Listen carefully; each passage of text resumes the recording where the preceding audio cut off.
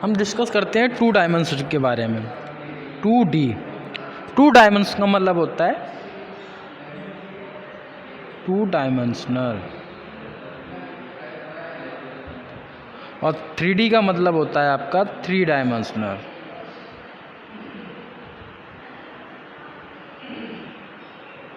To D का मतलब अगर मैं हिंदी में कहूँ तो 2 विमाएँ।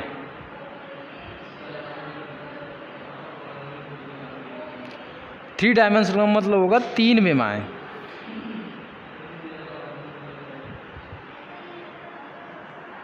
अब क्या होता है, जैसे अब हम बात करते हैं विमाएँ कौन कौन सी होती हैं आपकी। फर्स्ट विमा होती है आपकी हाइट, दूसरी वेट और तीसरी लेंथ। अगर मैं हिंदी में बात करूं ऊंचाई, चौड़ाई एंड लंबाई। अगर मैं बात कर रहा हूं 3D की, अगर मैं बात कर रहा हूं 3D की,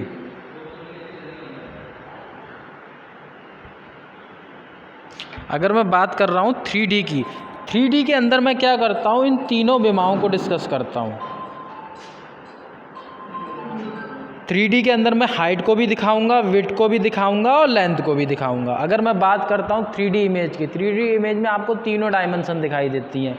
फॉर एन एग्जांपल अगर मैं बात करता हूँ, ये रेक्टेंगल है, अब मुझे क्या करना है, क्यूब बनाना है। तो क्यूब क्या होता है, 3D इमेज है। तो अब इसकी आपको लेंथ भी दिखाई दे रही है, हाइट भी दिखाई दे रही है और ये इसकी चौड़ाई भी दिखाई दे रही है। तो मतलब 3D इमेज के अंदर, 3D के अंदर आपको तीनों विमाएँ साफ साफ दिखाई देती हैं। कौन कौन सी, लंबाई, चौड़ाई और ऊंचाई। अब मैं बात करता हूँ 2D की।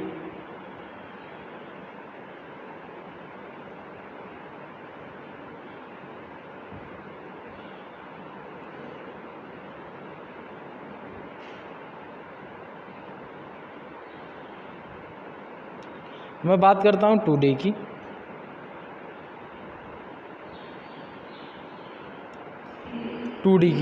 तो 2D में क्या होता है, आपको सिर्फ 2 ही डायमेंशन दिखा सकते हो। आप हाइट विड्थ दिखा सकते हो, या फिर विड्थ लेंथ दिखा सकते हो, या फिर हाइट और लेंथ दिखा सकते हो।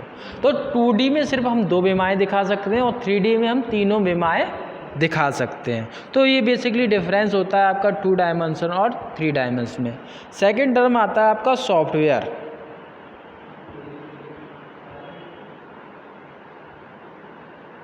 सेकेंड टर्म आता है सॉफ्टवेयर। सॉफ्टवेयर बनाने से पहले हम बनाते हैं प्रोग्राम।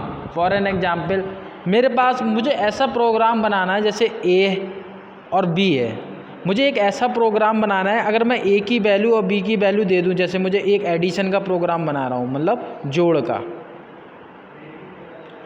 ए की वैल्यू 10 है और बी की वैल्यू है 15। मुझे एक ऐसा प्रोग्राम बनाना है जिससे कि मैं इन दोनों को जोड़ सकूं, ए और प्लस को और ए और बी को मैं जोड़ सकूं। तो मुझे इस तरीके का कुछ करना है, C equals to A plus B हो जाए। तो मुझे जैसे ही मैं 2 वैल्यू इंटर करूं, वो मुझे जोड़ के उनका प्रोडक्ट मुझे ला के दे दे। जैसे सी, जैसे ए की वैल्यू 10 है, बी की वैल्यू 15 है, तो मुझे एक ऐसा प्रोग्राम बनाना है जिससे सी की वैल्यू मेरी अपने आप ऑटोमेटिक, सिर्फ मैं ए की वैल्यू इंटर करूं, बी की वैल्यू इंटर करूं, सी की वैल्यू ऑटोमेटिक 25 आ जाए। तो ये होता है प्रोग्राम। तो हम क्या करते हैं, बहुत सारे प्रोग्रामों को ऐड करते हैं। सबसे पहले हम बनाते हैं प्रोग्राम। जब हम बहुत सारे प्रोग्राम बनाते हैं तो बहुत सारे प्रोग्राम, मतलब हज़ारों प्रोग्रामों को ऐड कर लेते हैं, कंबाइन कर देते हैं हम, प्लस 1000 प्रोग्राम बनाते हैं। इसे हम एक बार कंबाइन करेंगे तब बनता है आपका एक सॉफ्टवेयर। तो सॉफ्टवेयर क्या होता है, कलेक्शन होता है, मतलब बहुत सारे प्रोग्रामों को मिलाकर हम एक सॉफ्टवेयर बनाते हैं। और बहुत सारे सॉफ्टवेयर को बनाकर हम क्या बनाते हैं, एक ऑपरेटिंग सिस्टम। जैसे अगर मैं बात करता हूँ ऑपरेटिंग सिस्टम, अगर मैं बात करता हूँ एंड्रॉयड क्या है, एंड्रॉयड एक आपका ऑपरेटिंग सिस्टम है। इसी तरीके से अगर मैं बात करता हूँ एप्पल में ऑपरेटिंग सिस्टम कौन सा है, iOS। ठीक है। इसी तरीके से जो आपका कंप्यूटर होता है उसके अंदर जो ऑपरेटिंग सिस्टम क्या होता है, माइक्रोसॉफ्ट का, ठीक है। इसी तरीके से लाइनक्स, यूनिक्स, ये सारे के सारे आपके ऑपरेटिंग सिस्टम होते हैं। तो सबसे पहली स्टेप होती है हम प्रोग्राम बनाते हैं। बहुत सारे प्रोग्रामों को जब हम कंबाइन कर लेते हैं, कलेक्ट कर लेते हैं, तब हमारा बनता है एक सॉफ्टवेयर। फिर हम क्या करते हैं, बहुत सारे सॉफ्टवेयरों को आपस में मिला लेते हैं, तब हमारा बनता है एक ऑपरेटिंग सिस्टम। जैसे हम बात करते हैं एंड्रॉयड की, जैसे मैं बात करता हूँ एंड्रॉयड के अंदर आपका गूगल क्रोम है, फेसबुक है, ये क्या है, सब सॉफ्टवेयर है ना। तो हम क्या करते हैं, आप देखते हैं ऑपरेटिंग सिस्टम के अंदर बहुत सारे सॉफ्टवेयर होते हैं, तो मतलब जो ऑपरेटिंग सिस्टम होगा वो कलेक्शन होगा नंबर ऑफ़ सॉफ्टवेयर का। इसी तरीके से सॉफ्टवेयर क्या होता है, कलेक्शन होता है नंबर ऑफ़ प्रोग्राम का। सेकंड चीज़ हम डिस्कस करते हैं ऑब्जेक्ट एडवांटेज ऑफ कैड।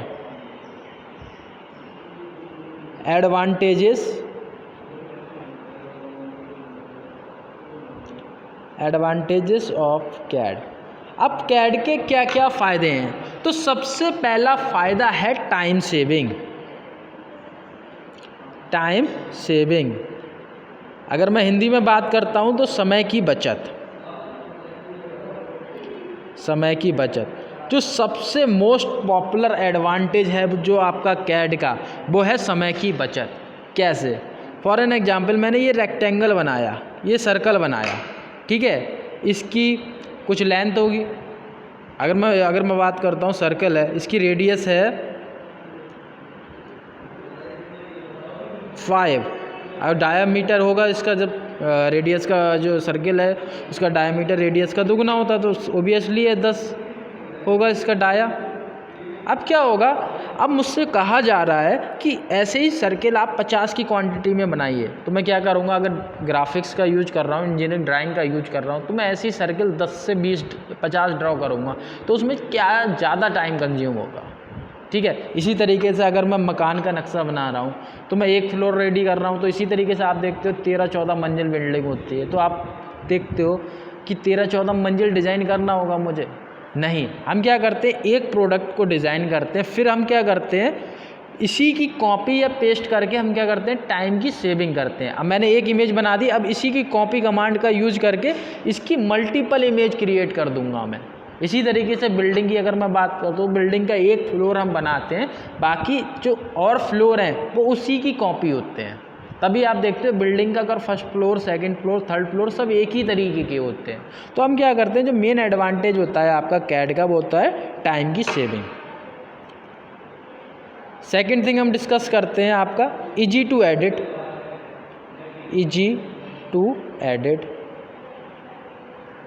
ठीक है, इजी टू एडिट का मतलब होता है परिवर्तन करना आसान होता है। परिवर्तन करना आसान होता है। कैड की अगर मैं बात करता हूँ, तो कैड में आपका परिवर्तन करना बहुत आसान होता है। अगर मैं ये रेक्टेंगल बनाता हूँ, ठीक है, इस रेक्टेंगल की यहाँ से यहाँ तक की लेंथ 5 है और यहाँ से यहाँ तक की लेंथ 10 है। अब मुझे डिज़ाइनर ने कहा कि आपको जो रेक्टेंगल बनाना है इसकी लेंथ 15 होनी चाहिए और जो हाइट है वो 25 होनी चाहिए। तो मैं क्या करूँगा, अगर मैंने इंजीनियरिंग ड्राइंग का यूज करा है तो मैं क्या करूँगा, इससे पहले इरेज करूँगा, उसके बाद मैं डिज़ाइन बनाऊँगा। लेकिन अगर मैं बात करता हूँ, अगर मैंने डिज़ाइन कैड में किया है तो मैं क्या करूँगा, ईजिली मैं इसकी डायमेंशन को एडिट कर दूँगा। ईजिली मैं क्या करूँगा, इसकी डायमेंशन को एडिट कर दूँगा, ठीक है। मैं क्या करूँगा, लेंथ की जगह 15 कर दूँगा और हाइट की जगह 25 करूँगा, तो ये आपका 15x25 का रेक्टेंगल बन के तैयार हो जाएगा। तो जो मेन प्रॉफिट होता है हमारा कैड में, हम इजीली ऐड कर सकते हैं कोई भी चीज़, ठीक है। सेकेंड थिंग, जो चांसेस होते हैं एरर के चांसेस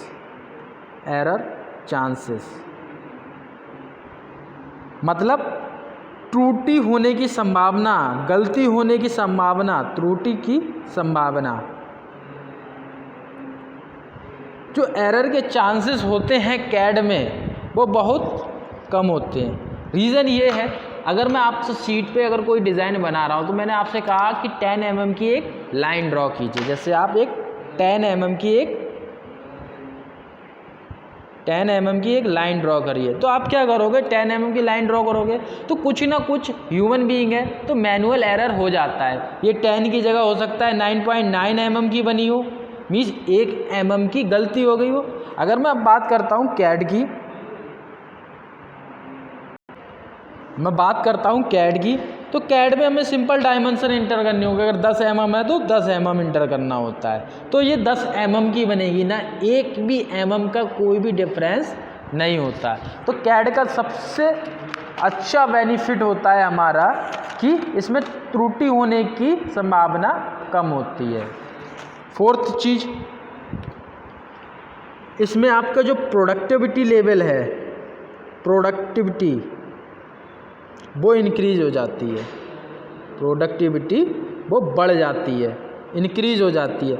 रीज़न है इसका, उसका बेनिफिट क्या होता है, इसे प्रोडक्टिविटी को हम कहते हैं उत्पादन क्षमता। कैसे, अगर मैं एक डिज़ाइन आपसे बना रहा हूँ, अगर ईडी शीट में अगर ये रेक्टेंगल बनाने के लिए मुझे 5 मिनट लग रहा है, अब इसी की इमेज मुझे 50 अगर बनानी हो तो 5 मिनट, अगर एक को बनाने लग रहा है 50 बनाना है मुझे, तो 5 से मल्टीप्लाई करेंगे तो मुझे 250 मिनट कंज्यूम होंगे। अगर मैं बात करूं कैड की, तो अगर मुझे एक रेक्टेंगल बनाने में 5 मिनट लग रहे हैं, तो मैं अगर इसकी कॉपी करूंगा तो इसकी अगर मैं 50 कॉपी कर रहा हूं तो 50 कॉपी करने में मुश्किल से मुझे 2 या 4 मिनट लगेंगे। ठीक है, तो क्या हुआ, आपकी जो उत्पादन क्षमता है वो बढ़ गई, आपका टाइम कंज्यूम, मतलब पहले आपको 250 मिनट लग रहा था, आप सिर्फ 7-8 मिनट में काम हो रहा है। तो आप क्या कर सकते हो, जितना आपको टाइम बचा है उसमें और काम कर सकते हो, तो इसका मतलब आपका उत्पादन क्षमता बढ़ गई।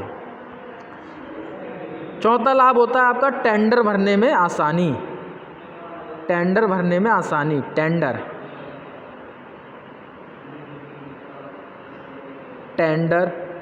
टेंडर को हिंदी में भी टेंडर कहते हैं। टेंडर क्या होता है, जैसे कोई पेन है,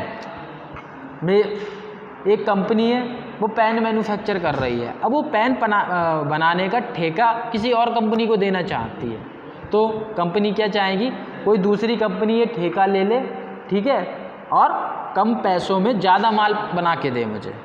तो क्या होगा, दूसरी कंपनी जो टेंडर ले रही है उसका, जो ठेका ले रही है उसका, तो वो क्या करेगी, उसे पहले देना होगा अमाउंट कि आपका पेन मैं 3 रुपये के अंदर 3 रुपये में मैन्युफैक्चर करके दिखाऊंगा, 4 रुपये में मैन्युफैक्चर करके दिखाऊंगा। ठीक है, तो टेंडर वाला कैसे डिसाइड करता है, टेंडर वाला सबसे पहले बनाता है उसकी डिज़ाइन, डिज़ाइन बनाने के बाद में वो निकालता है उसकी कॉस्ट।